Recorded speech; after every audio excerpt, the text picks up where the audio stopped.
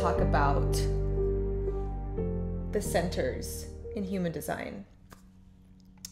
And if you don't have your graph yet, you can go to mybodygraph.com and make an account. It's free, and get your graph. You do have to have your birth time though. That's very important to have the exact birth time. So I wanted to do a little intro about the centers before I actually dive into each of them. So today I just wanted to do an overview of why we use human design and what it's all about. The centers in your chart are similar to the chakra system, but we use 9 centers instead of 7. And ultimately, there are way more chakra energy centers in the body than just 7, but that's usually what people are familiar with. So in the human design system, we have 9 of them. And they are the mind, the ajna, the throat, the identity, the heart, the solar plexus, the sacral, the spleen, and the root. And how does human design work, and why do we care?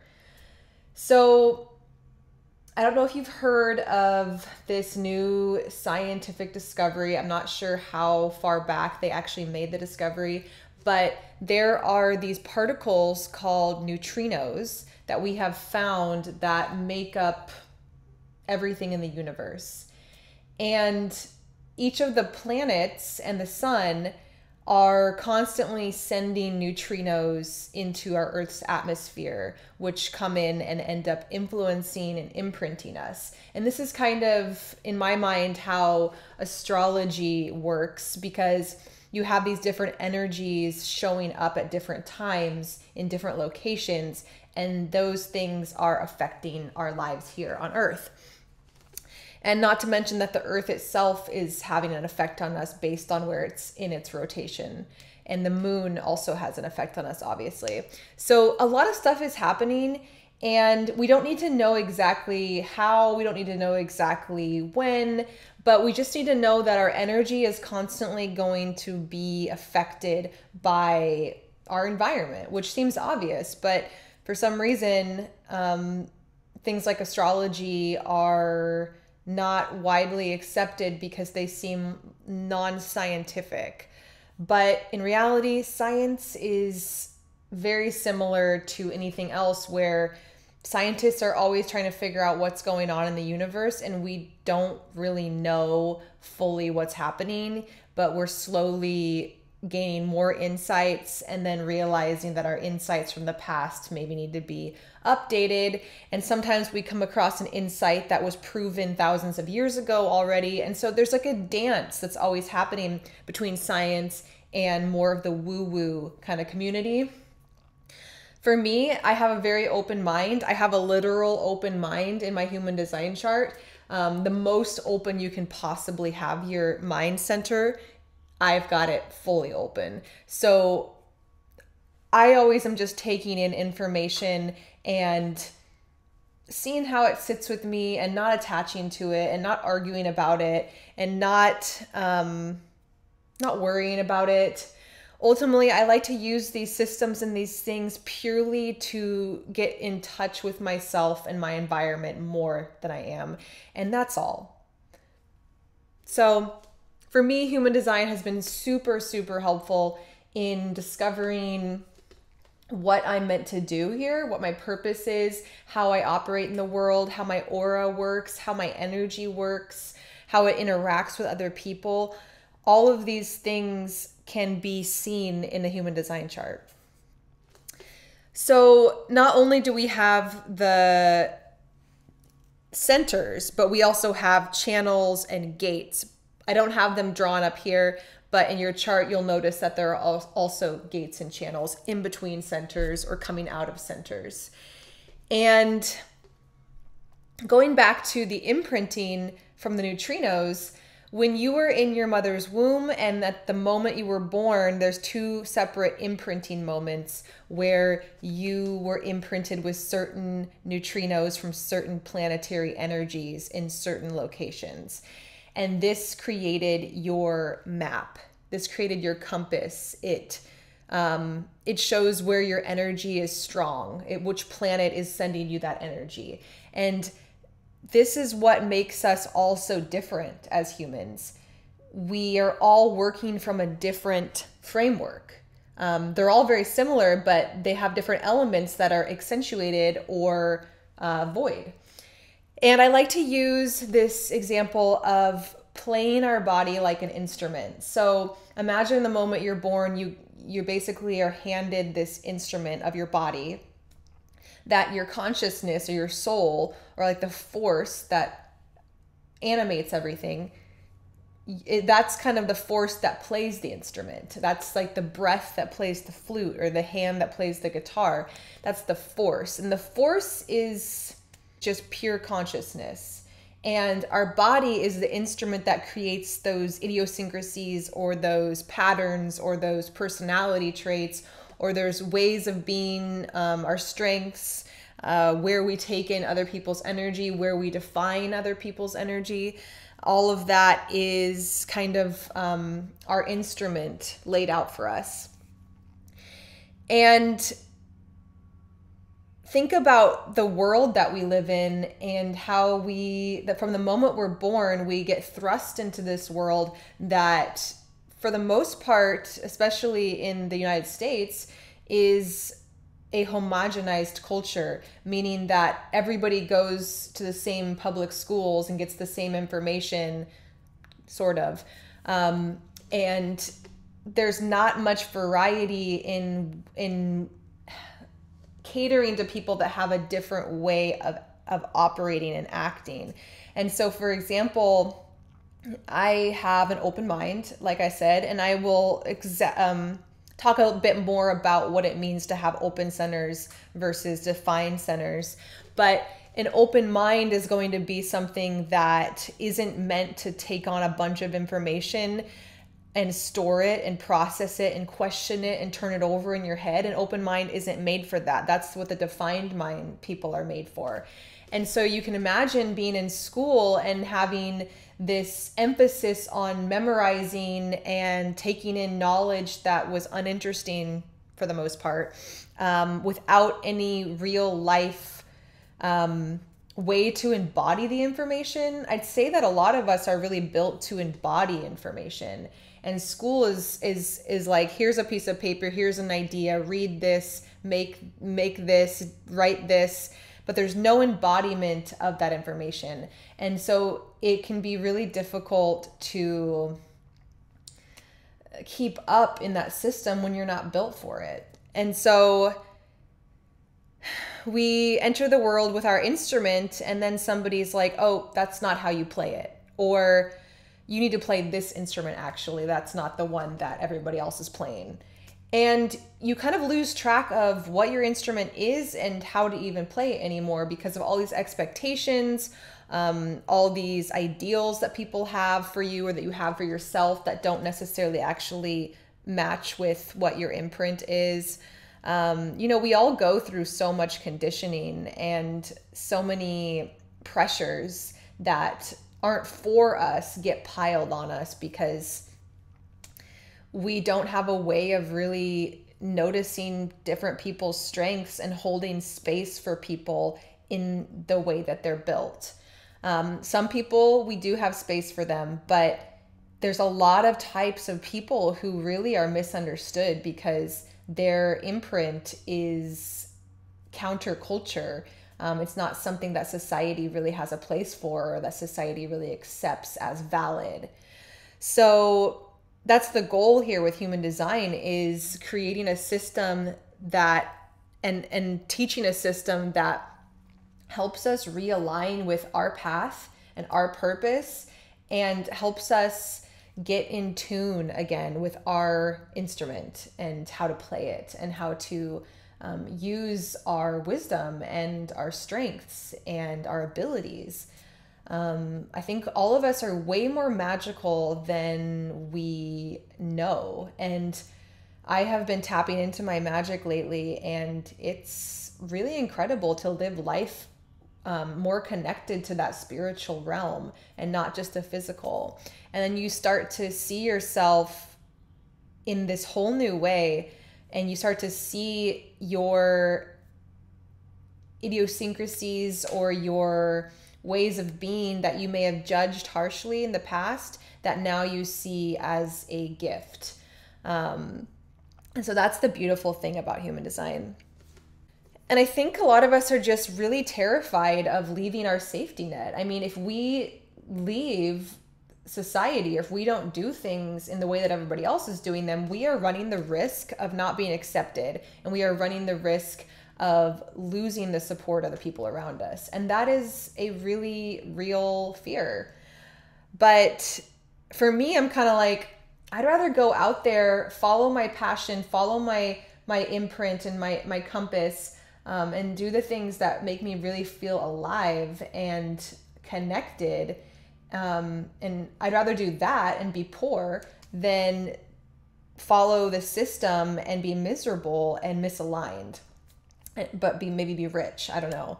And I believe that I can be financially stable by following my passions, but it takes that commitment to overcoming all the fears to really get to that point, I think. And so I'm still on that journey right now. You know, I really believe that the age of emotional intelligence is upon us. We started with the Spleen Awareness Center way back thousands of years ago. The spleen was like the first awareness center that developed, and that's our fight or flight kind of feeling. And so it was the very first thing that humans had developed as far as like being aware and understanding their environment. And then we started developing the mind, and kind of built this society using the awareness in our mind.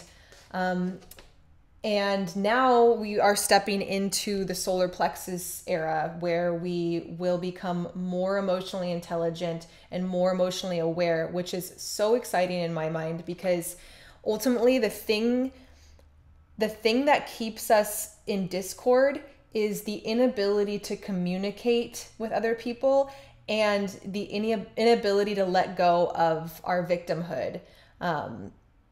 And those two things are what we are going to see slowly change in the next, 100 years. So the solar plexus is going through a mutation right now. And they say in about 2027, we're going to see more and more children born with this mutation already in place, which means we're going to see children that don't harbor this victim mentality that so many people have. And I am one of them. I have worked through it a lot, but it's still a daily thing that I have to recognize when I am living in a victim pattern versus living in my personal power. And so right now we really are continuing the evolution of our awareness into this emotional intelligence. And I think that it is the perfect timing for it, because we really do need to step away from our mind processing and step into our ability to emotionally process if we're going to move onward as a society in a healthy way.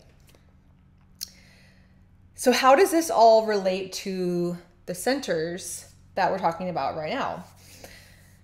Well, so if you look at your chart, you will notice that you either have colored in centers or you have white centers. And there's actually 3 different possibilities happening here. To simplify this, I like to use this cabin door metaphor. So let's say your body is a cabin and each of the centers is a door. So when you have a defined center, you have a fully closed door on the cabin. No wild animals are going to be getting in, no bugs, maybe some bugs actually, because you do actually have a crack around the outside of a door.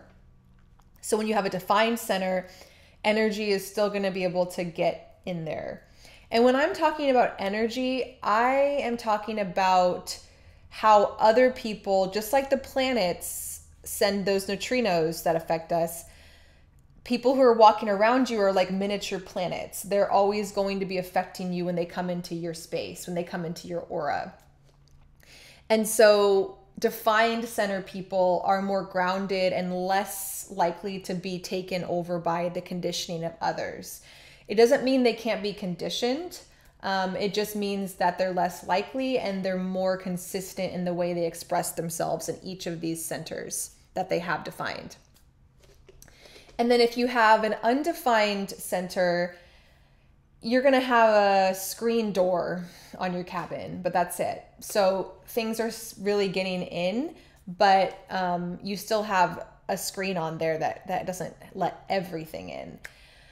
And this is because with an undefined center, you do have a few gates that are defined. So there is some amount of planetary activation there. So you're kind of in between the defined people and the open people. Undefined is you're going to have a consistent way maybe of processing through whatever center it is. If it's like your solar plexus, you might have a way of processing emotions that'll show up in those gates. So you look at those gates to see specifically how you might process your emotions. But at the same time, you're also open to other people's emotions. And so you have to be really careful about knowing when something is yours and when something is somebody else's. And then with the open centers, you've just got a wide open door that's on your cabin. So all the animals are getting in, the bears, the raccoons, the bugs, everybody's getting in. And so this can be the most prone to conditioning when you have an open center. But these are also places where we take in the exact energy around us because we don't have any planetary definition there at all. And so it's a open energy vacuum vessel kind of.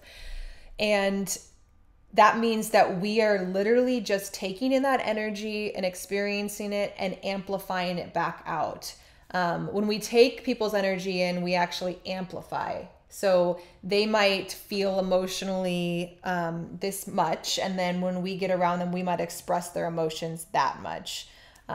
It's hard to really pinpoint this in interactions. It takes a lot of awareness and time to notice these patterns. And so just kind of start that process of awareness. Don't think that it's going to come super easily, because for me, it really is about that embodiment of the ideas.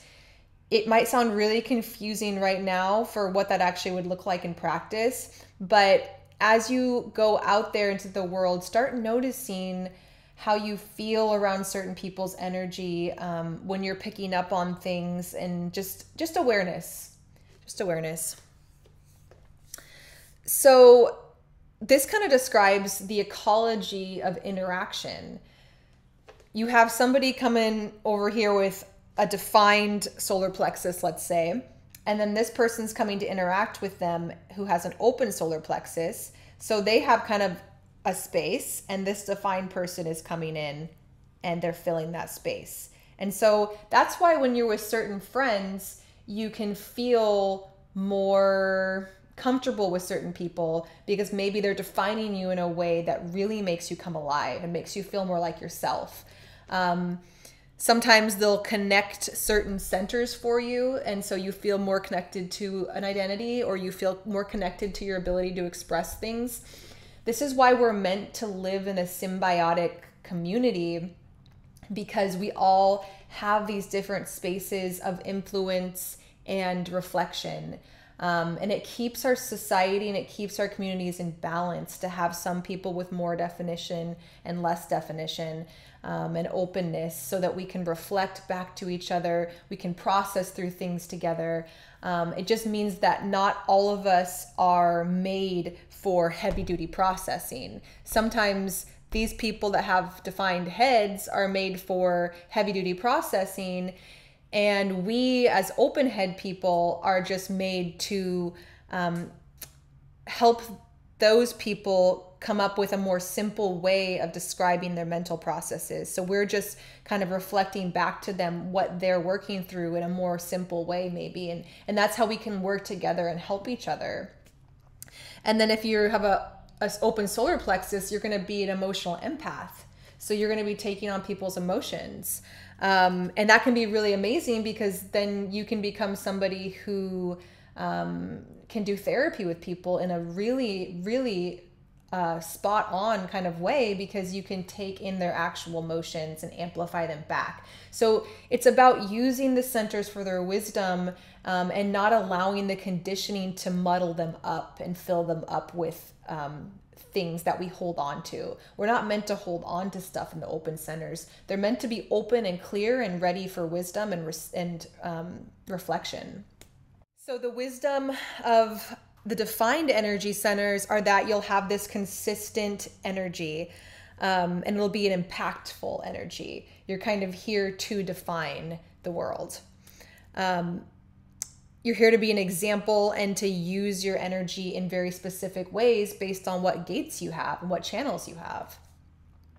But then the wisdom of the undefined and open centers is that they're a very empathic and reflective and wise energy. They're here to guide and understand the energy around them. And so there's not one that's better than the other. They both have their wisdom. And I've noticed that open centers and undefined centers can tend to seem like a handicap. But like I said, I just think that that's in relation to how our society operates. I feel like our society wants everybody to be a power horse that is fully defined. But if we just had power horses that were fully defined, our world would not function. And so I really want to make sure it's clear that the open and undefined centers are not handicaps. They're incredible wisdom processors and reflectors of energy.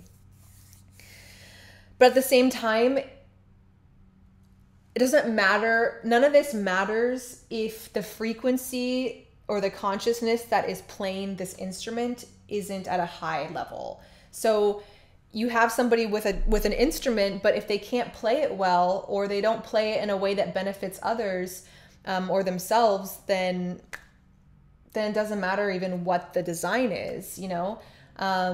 You want to be around people no matter what who have a high frequency, because this will raise your frequency, and therefore all the frequencies will be raised around you. It's a rising tide. So the most important thing really with this is, how high is your frequency that is coming through your instrument? How much time do you give yourself to reflect and meditate and check in with yourself and process through your emotions and make room for your emotions? I just think that so many of us aren't equipped, aren't taught how to really tap into ourselves in that way. And I think it's really important. So the next video, I will be starting to go through each of the centers separately, but I just wanted to give a little bit of an overview so people understand the difference between defined centers, undefined centers, and open centers, and understand that there's not one is better than the other, and that each of them have their gifts and their wisdom to bring to the world. And this is how you were designed to show up and designed to be.